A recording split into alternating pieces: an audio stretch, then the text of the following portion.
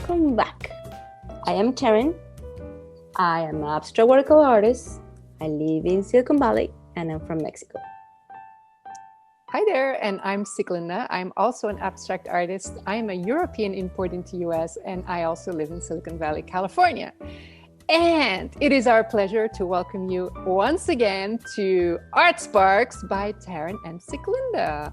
Short burst of conversation about what else? Art. So what are we talking about today, Taryn?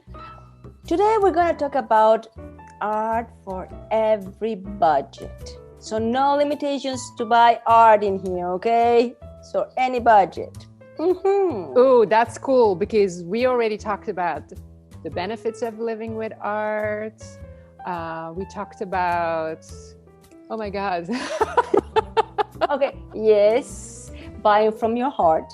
So buying from your heart, so how to approach art. Thank you so much for refreshing my memory. And so today we're going to talk about pricing, because it is true, there is art for every budget.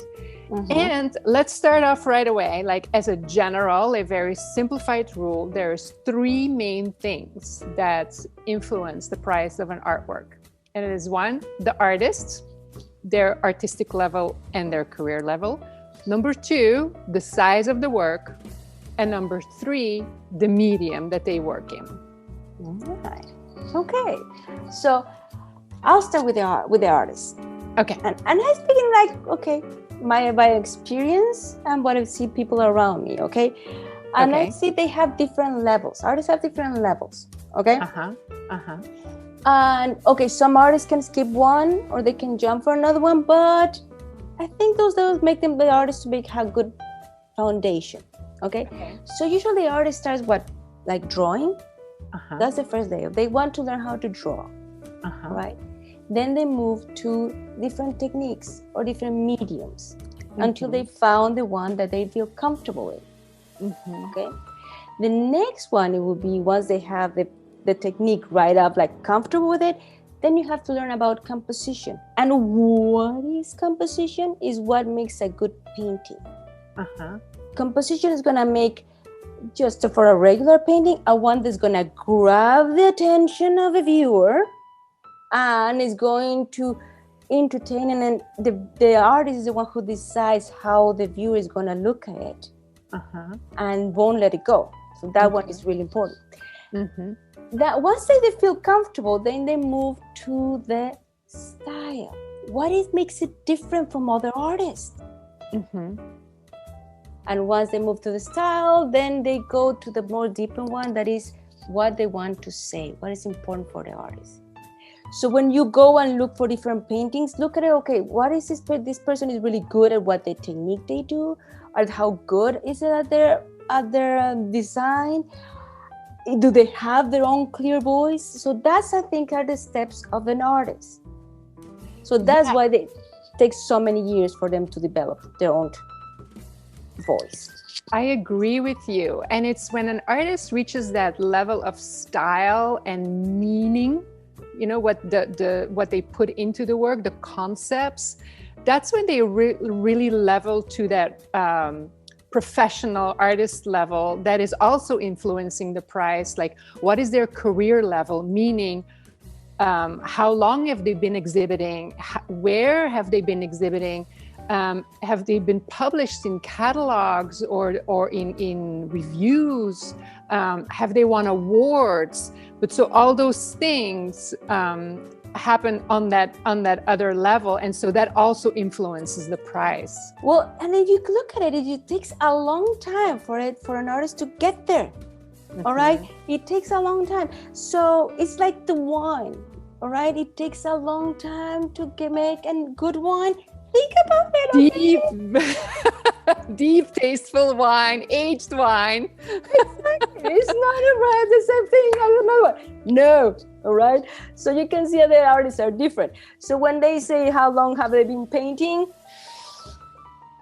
or how long they took to make a painting, well, it's a whole career. Yes. That's true. Because sometimes I do hear collectors ask, like, so that is such a simple painting. how long did it take you to do that, as an implication, like if this only took you 2 hours, why is it priced so high? But you know what, it may have taken you 20 years to be able to do it in 2 hours. So technically the painting would have been made in 20 years and 2 hours. Yes. And because it's, you know, an artist needs to, I don't want to say ripen, but develop like a really beautiful full-bodied bottle of wine. Exactly. I love it. And the more time they take, the foundation is better. So you're gonna see it's gonna take longer for it. The career is gonna be longer. All right. Yes. Okay. So the awesome. I love this comparison. Nobody will ever forget it. No. So number 2, the second element is the size of the work. And so this is almost like a no-brainer, right? The bigger the piece, the higher the price. And again, this sort of reflects back to you that the time an artist spends on an artwork is not necessarily as relevant for pricing, except of course if you're like a super detailed miniature painter who works with a one hairbrush and it takes you months or years to finish one piece, then you may have a really small piece that is like outrageously expensive, but you know, that's more of an exception, right? So yeah, so number 3, you want to take it? Medium. All right. So medium, how do you understand a medium? Well, usually oils, the prices are really high compared to acrylics and compared to watercolors and compared to pastels. Also has to be within medium is also the surface. So if the surface is going to be canvas, it's going to have more value than if it's paper. And the problem, for example, with the watercolor is that this paper and then it has to be also framed. So that's why also the price also goes down. The same thing happens with pastel. Pastel is so the price is not so high compared to the whole oil, acrylic, watercolor, and pastel. Yes. Yeah, it's interesting that there's such a hierarchy in medium. Yes. Medium pricing, right? In the art world. Yeah. Sculptures are more expensive than were compared to, I don't know, to paintings, because they're like 3D. Right. And then of course there's a difference between a ceramic bowl or a ceramic sculpture, right? It's again that artist level. Totally. Yes. All right. So, but that's what I say about painting and sculpting and clay. How about photography? Yeah, so that goes to me because I work in the photographic medium as well. And you know, what we talk about here is fine art photography, and there's a big difference between photography and fine art photography. And it's now that everybody's a photographer, technically, with all our fancy phones in our pockets, that difference seems to be completely misunderstood. And so photography is about the camera, meaning the image that is being taken and produced is exactly what the camera sees. It is a reproduction, a true to nature reproduction of what is in front of you, right? Whereas with fine art photography, it's not about what the camera sees, it is what the artist sees. So again, we're rising up to that other level.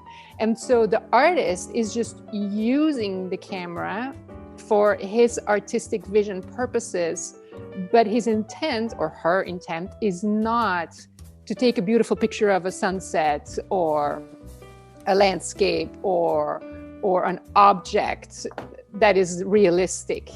So for instance, that's why a lot of fine art photography, not all of it, but a lot of fine art photography will be black and white, because, you know, our world is not black and white, but when you make it black and white, it becomes much more about the composition and the lines and the shapes and the values and the contrast and the rhythm, right? That's part of the artistic vision. And then, for instance, for my work, I will use anything but the latest technical digital camera that makes razor sharp images because it leaves no room for imagination, I find. But I will use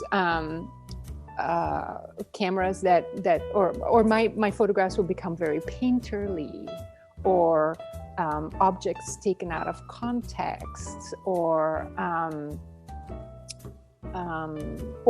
abstracted, like or layered. I mean, there's so much you can do with photography that goes way beyond clicking that shutter. And then, like, not all photography is art. There's fine art photography, which is about the artist, and there's photography, which is about taking the best possible picture, what the camera sees. Right. And how about when you have, well, I heard about the limited prints. Yeah, thank you for bringing that up. So when it comes to photography, of course, what matters here is prints, right? It's not an original painting. But in order to make sure that you have a valuable photograph, fine art photograph, is to make sure that the edition is limited. For instance, an artist can have one image and make it a limited edition of 25 or 50 or 100, which means that there's only, of this image, only 25 prints are available, or only 50 prints are available. And it is important that the artist signs and numbers those prints, and the lower the amount, like an edition of 25 will be way more valuable than an edition of 100, for instance, because it's more exclusive. So now you understand the little number underneath that is like 2 out of 500. All right. Okay. But Yes. But how about the digital photography? Can you make as many as you can? Well, that's another misconception where a lot of collectors think, well, yeah, I mean, but, this artist, it's digital. They can just make an unlimited run and I would never know about it. And this is, again, where I would warn, like, well, make sure that you work with a professional artist, because a professional artist with integrity would not do that, because he would ruin his own, or her, he or she would ruin their own career. So it's super important that they too stick to the numbering. And the other thing I would say is, like, as a collector, always ask for a certificate of authenticity. And this goes for paintings, for sculptures, for fine art photography, for limited edition prints. And the certificate of authenticity is a formal paper that will have a thumbnail of your art piece. It will have the title, the medium, all the information. And then, and if it's an edition, it will have the number. The artist signs it and dates it. Keep this for your records. This is proof that you have an original, this is proof that the artist is professional. Because here's the big difference. The art that is mass-produced, or that is not hand-signed or touched by the hand of an artist, will not come with a certificate of authenticity, and therefore it will be lower value, right? So as long as you have that certificate of authenticity, you know that you bought something, acquired something valuable. And is the original, or is that yes, and it's signed by the artist. So yes, it's like you have to be very proud of it, so you can put it in your house. But okay, so I got about the photography. Now, can you ask the artist about the price level or the price structure? Can you do it? I would think a professional artist would be open to discuss this, because a professional artist has a clear price structure. It's not just randomly whatever they feel like pricing their work that day, right? So a professional artist will either have a very precise price range for their work. For instance, all the work will be priced between $2,000 and $2,500, right? For all similar size, right? Which is a very medium level, right? Or which is, I think, what or they will have this pricing structure based on the elements that we discussed above, like their artistry level and their career, the size and the medium, right? If they work in various sizes and various mediums. And for instance, painters typically work with a dollar amount per square inch. For instance, an oil painter may use, you do? I do too. Yeah, I do too. Even for my photographic prints, I do.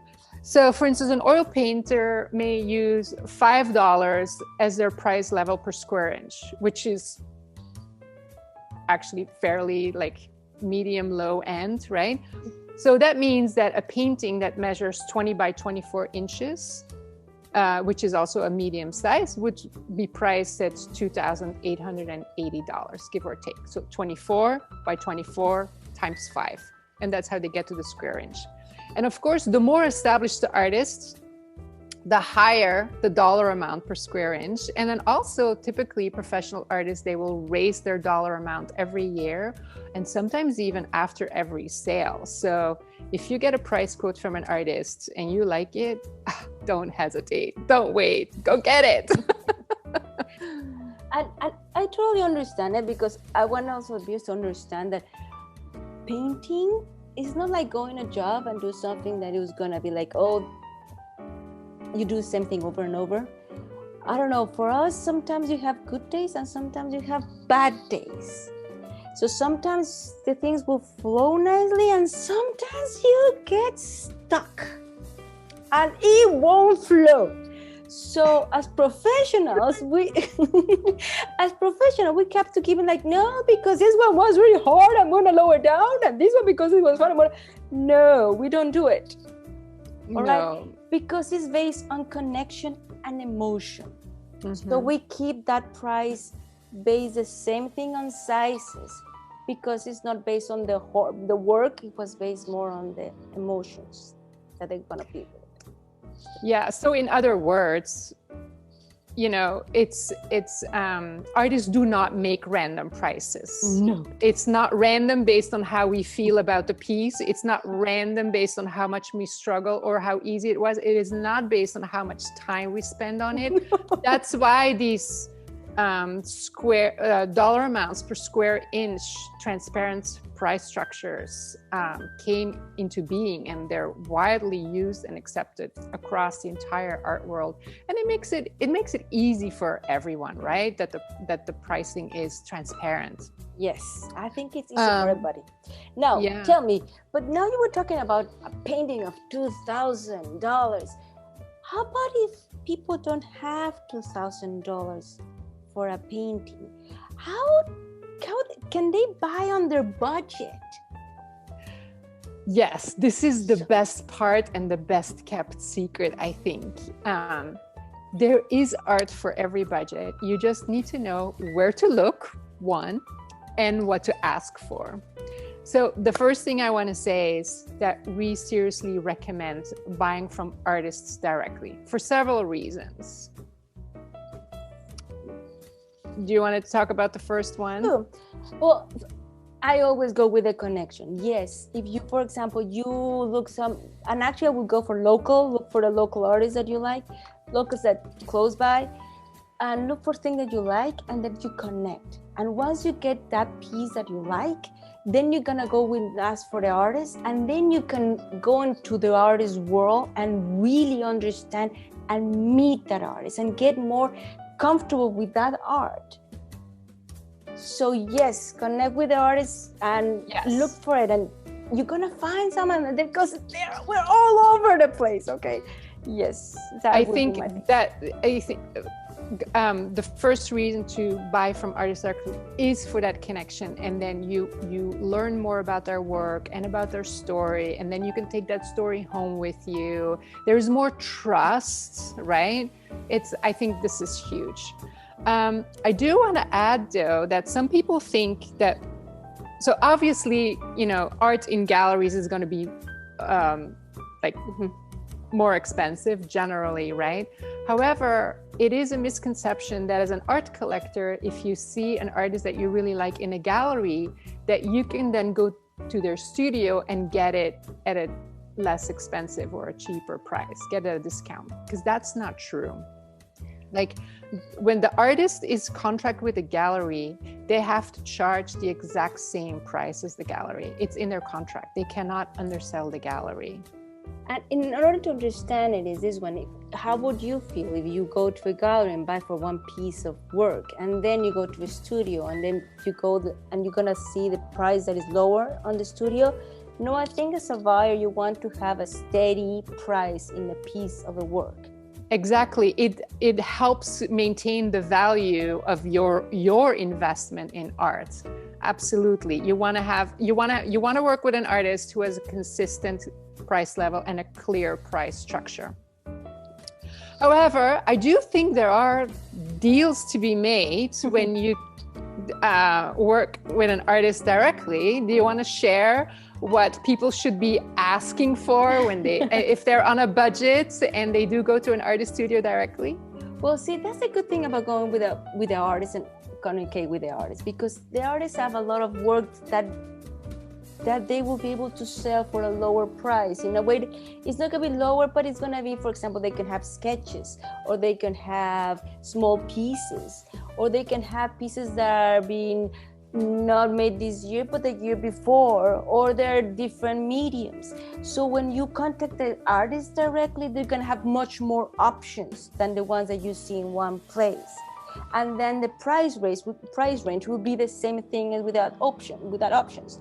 So that's why it's good to get into their world and see what they have. And I bet they're going to have something at the studio that we said, okay, how about this one? And it's going to be nice to just go into it and discover how much more they have. Because yes, we work a lot. Agreed. So I think the key to understand is that a gallery only has the cream of the crop from the artist, right? And when you go to their studio and you ask for early career work, or works on paper, or studies for bigger pieces, or sketches for bigger pieces, not all artists are willing to sell these because it's kind of our private vault, right? But some are, and some of these pieces are really, really cool and are like perfect entry-level art collection builders, where they're very affordable, and they're not in the gallery. They're just from the private vault of the artist. And so if you want to have real art or the real deal and you're on a budget, those are the main three things to ask for, I think. Yeah. And then, of course, some artists also have giclée reproductions, like a giclée reproduction from an original oil painting. Okay. I have it here something. Reproductions. So reproductions. Are you saying like posters? Are you saying something like, I don't know, IKEA or? No. I know the way I went to Cost Plus and it was beautiful in there, but I was like, okay, so they're reproductions. Yes, they're reproductions, but the key word is giclée reproduction. All right, so then you have to get more details.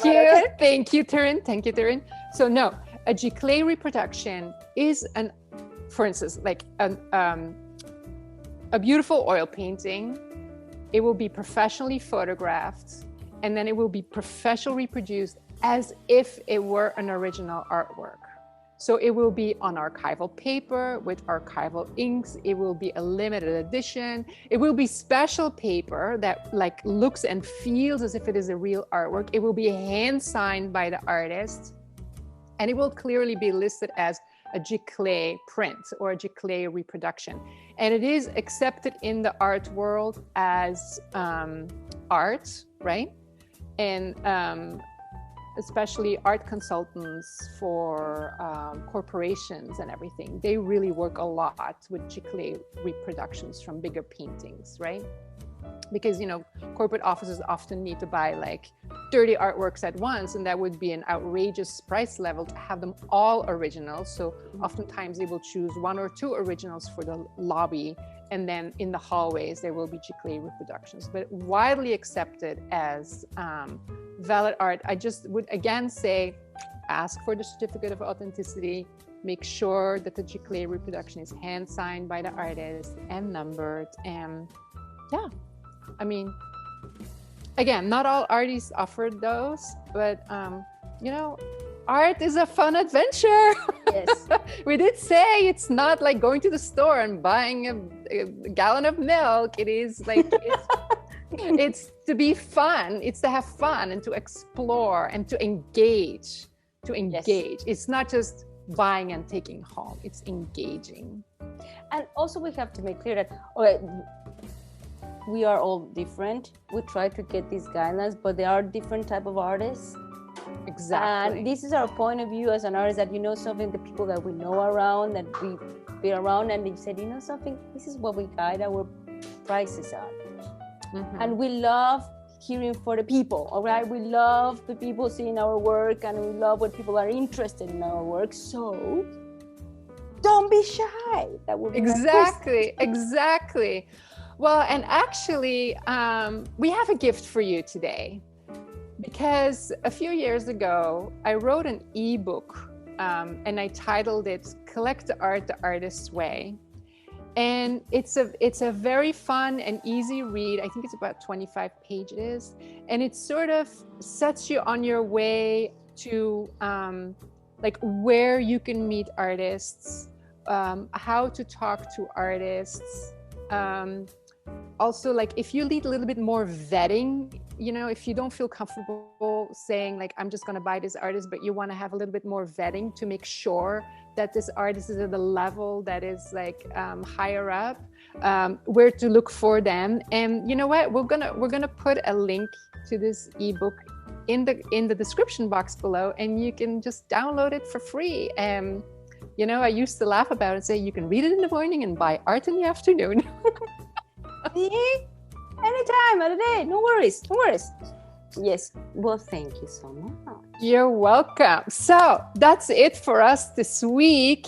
Please like, subscribe, share this this video if you got a lot of value out of it, and also leave us your main takeaway in the comments, or leave us a question of something that you want to have us tackle in a future episode. We're here for you, and as we just said, we want to engage with you. And if you are ready to make your first steps, or older steps, or veteran steps in the art world, like engaging is what it's all about. So thank you so much. Yes, so thank you for watching, and see you soon. Bye.